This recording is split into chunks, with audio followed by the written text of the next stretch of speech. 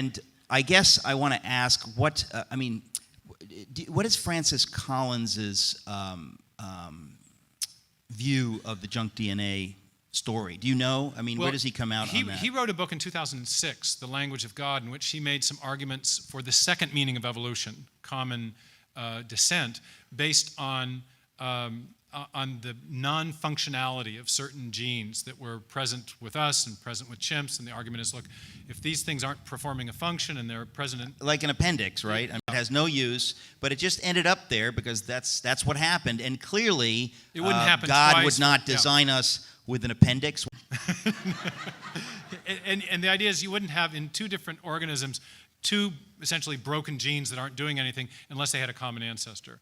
And since Collins wrote that book in 2006, a lot of this has come out. Some of it under his direction. He's had his name on a number of these scientific papers that have established the functionality of many of these allegedly broken genes or sections of junk DNA.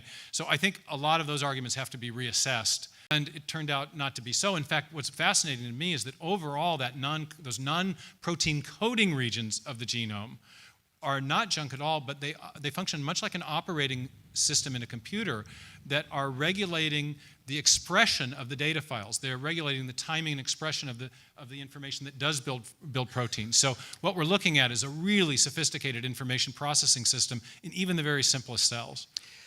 Since I mentioned Francis Collins, I just remembered another question I want to ask you. I get confused when people talk about theistic evolution.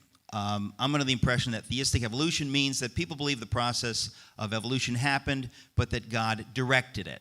But then when somebody says intelligent design, it sounds like the same thing. Where would intelligent design differ from so-called theistic evolution? Well, it really depends on which meaning of evolution is being affirmed by the theistic evolutionist.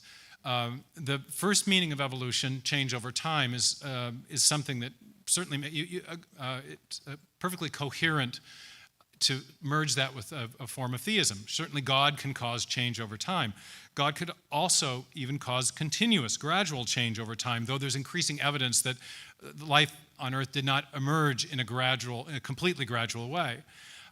Where I think the concept of theistic evolution breaks down is when you try to merge theism with the idea of an unguided, undirected process.